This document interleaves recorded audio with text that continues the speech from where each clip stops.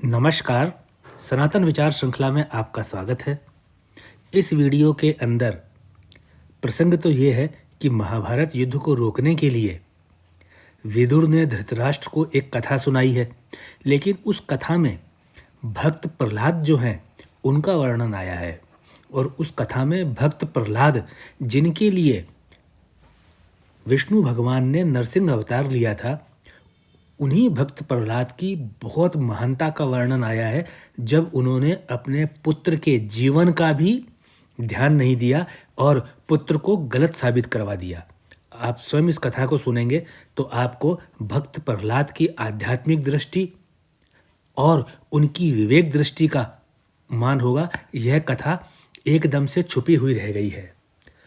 कथा इस प्रकार है। जब विदुर ने देखा कि धृतराष्ट्र अपने पुत्र मोह में अपना विवेक खो चुके हैं और आने वाले भयंकर संहार का अनुभव नहीं कर पा रहे हैं, तो अपनी बात समझाते हुए विदुर ने धृतराष्ट्र को एक कहानी के माध्यम से समझाया चाहा। वह कहानी क्या है? यह कहानी एक अनुपम सुंदरी, जिसका नाम केशिनी था, उसके राक्षस राजा विरोचन कौन? भक्त प्रहलाद के बेटे, और महर्षि अंगिरा के पुत्र सुधनवा के बीच एक संघर्ष की कहानी है। कहानी इस तरह से है कि भक्त प्रहलाद का एक बेटा था विरोचन। वह दैत्य राजा हुआ। वह हिरण्यकश्यपु का पौत्र था और बलि का पिता था, इसलिए वह भक्त प्रहलाद का बेटा था। वह एक महान योद्धा था। तो एक बार अनुपम सुंदरी केशिनी ने स्वयं के विवाह के लिए एक स्वयंवर का आयोजन किया। सभी श्रेष्ठ लोग जो उस केशिनी से विवाह के लिए इच्छुक थे, उनको स्वयंवर में आमंत्रित किया गया। वहाँ विरोचन भी, जो कि शक्तिशाली दैत्य राजा था, वह केशिनी से विवाह की इच्छा से स्वयंवर में पहुंचा।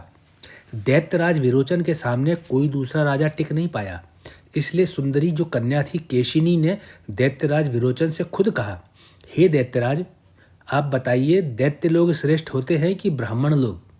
यदि ब्राह्मण लोग श्रेष्ठ होते हैं तो फिर मैं तुमसे विवाह क्यों करूं? जो श्रेष्ठ ब्राह्मण हैं, महर्षि अंगिरा के पुत्र सुधनवा, उनसे विवाह क्यों ना करूं? लेकिन वो तो आज स्वयंवर में आए नहीं।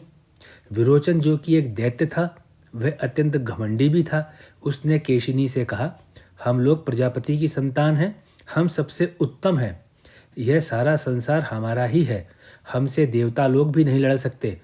फिर एक ब्राह्मण हमसे क्या बराबरी कर पाएगा? हमारे सामने उस ब्राह्मण की क्या शक्ति होगी? केशिनी, जो शरीर से सुंदर होने के साथ साथ बुद्धिमान भी थी, वह समझ गई कि यह विरोचन का घमंड बोल रहा है। इसलिए केशिनी ने विरोचन से कहा, कल सुबह सुधनवा ब्राह्मण यहाँ आ जाएगा, मैं उसको बुलवा लेती हूँ।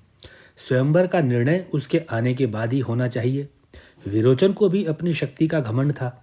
वह भी अगली सुबह तक सुधनवा ब्राह्मण, जो महर्षि अंगिरा के पुत्र थे, उनके आने का इंतजार करने लगा और कहा कि ठीक बात है, स्वयंवर का निर्णय कल तक रोक दिया जाए, मेरी उसमें सहमति है।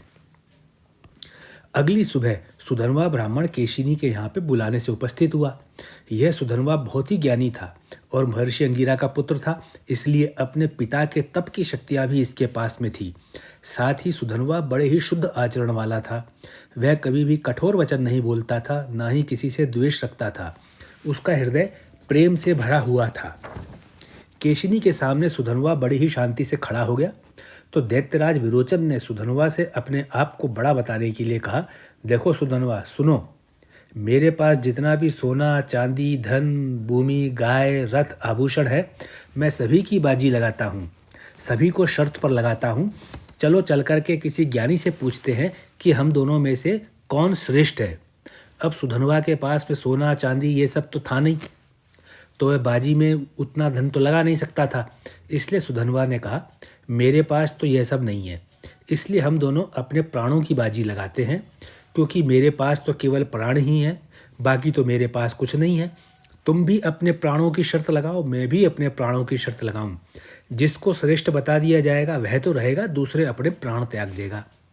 सुधनवा की बातें सुनकर के विरोचन खुश तो हो गया और केशिनी की तरफ देखकर सोचने लगा कि हो सकता है कि अब केशिनी को समझ में आ जाए कि उसे किससे विवाह करना चाहिए, एक दरिद्र से या एक शक्तिशाली राजा से।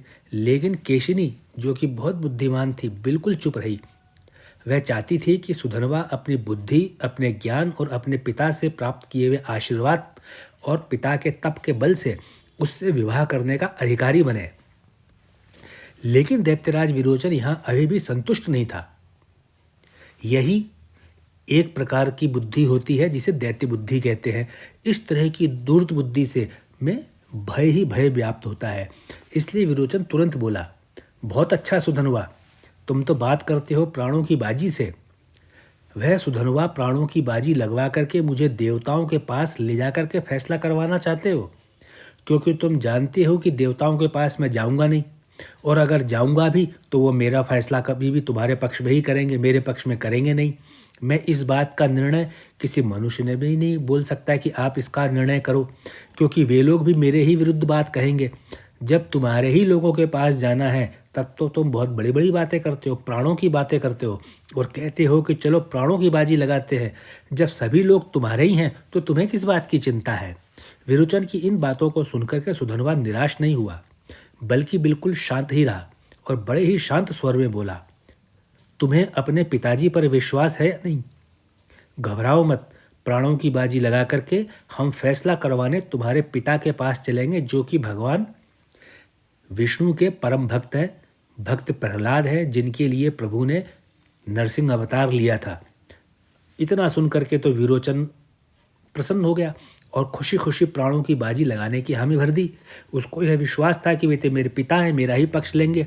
अब दैत्यराज विरोचन और सुधनवा दोनों भक्त प्रहलाद के पास में चल दिए। भक्त प्रहलाद के पास पहुंचकर दोनों ने कहा, हम दोनों ने प्राणों की बाजी लगाई है, आप ही बताइए कि हम में से श्रेष्ठ कौन है। जब भक्त प्रहलाद बातें सुन रहे थे उस समय विरोचन मन ही मन खुश हो रहा था कि प्रहलाद तो उसके पिता हैं, इसलिए बाजी वही जीतेगा और अब सुधनवा अपने जीवन से हाथ धो बैठेगा। फिर मैं अनुपम सुंदरी केशिनी से विवाह करूंगा। दोनों की बातें सुनकर के कि ये दोनों जने प्राणों की बाजी लगा करके आए हैं, और यह जान करके भी प्रहलाद ने यह जान भी लिया कि दोनों में से जो हारेगा वह अपना जीवन हारेगा। यह सब जान करके भी भक्त प्रहलाद ने कहा, सुधनवा के जो पिता है महर्षि अंगिरा है वो मुझसे श्रेष्ठ है, और विरोचन की माता से सुधनवा की माता श्रेष्ठ है, इसलिए श्रेष्ठ दंपत्ति की संतान सुधनवा विरोचन से श्रेष्ठ है।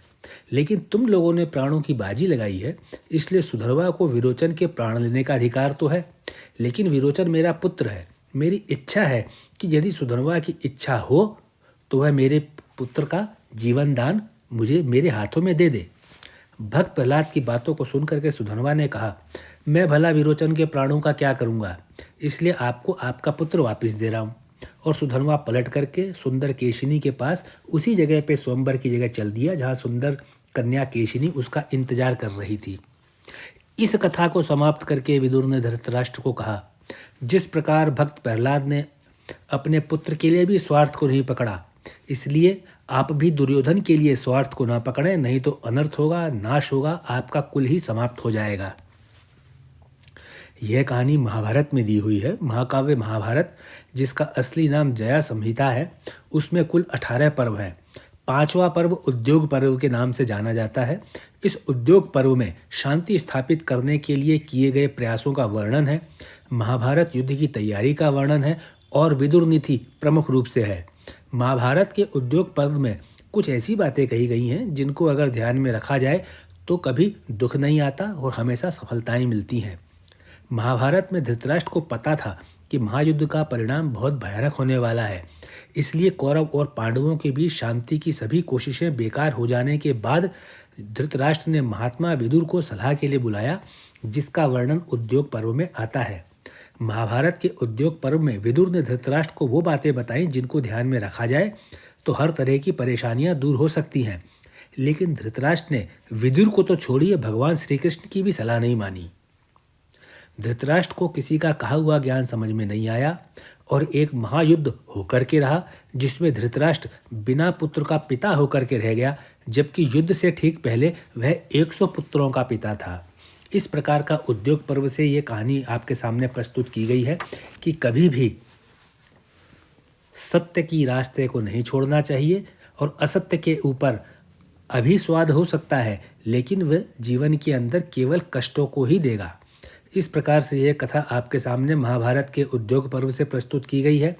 अगर आपको यह कथा पसंद आई हो तो मैं आपसे प्रार्थना करूंगा कि अपने मित्रों से, रिश्तेदारों से, युवाओं से इस कथा को शेयर करें।